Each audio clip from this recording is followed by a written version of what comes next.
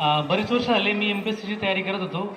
मात्र अलीकडील 2-3 वर्षात खूप सारे रिझल्ट 1-2 मार्कने गेलेत, काही 1.5 मार्कने गेले आणि PSIचा रिझल्ट तर हा 0 मार्कने गेला होता. 0 मार्कने म्हणजे कसं तर आम्हाला तिघांना सेम मार्क होते. पण मात्र एजनं जो मोठा होता त्याला संधी भेटली होती. माझा रिझल्ट गेला होता.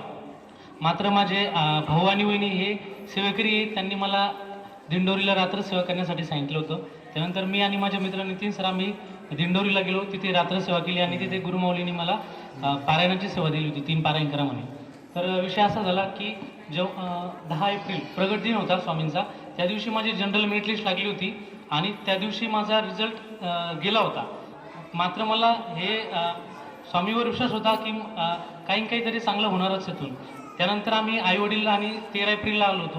पहिलं पारायण केलं आणि त्यानंतर लगेचच एक आमच्या बॅचमधलीच एक मुलगी होती. ती ऑलरेडी PSIला वेटिंगमधनं झाली होती. तर तिच्याऐवजी म्हणजे मी 3rd वेटिंगला होतो सुरुवातीला. तर त्या मुलींनी ऑप्टिंग आउट केल्यामुळं ती जागा मुलांना भेटत होती. म्हणजे पहिलं पारायण झालं आणि मी 2nd वेटिंगला आलो. त्यानंतर 13च्या नंतर आय थिंक 21 एप्रिलला 21 किंवा 20 एप्रिलला 2nd पारायणला आलो होतो.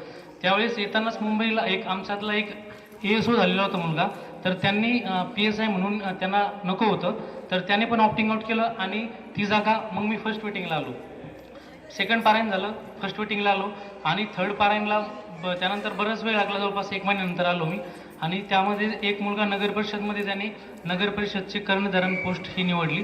त्यामधून तो तिकडे गेल्यानंतर ती जागा मला भेटली. म्हणजे असा अनुभव आला की 3 पारायण सांगितले आणि प्रत्येक मी जसं पारायण करत गेलो तसा एक मार्ग मोकळा होत गेला आणि शेवटी माझी स्वामींच्या कृपेने गुरुमाऊलींच्या कृपेने PSI म्हणून निवड झालेली आहे. धन्यवाद.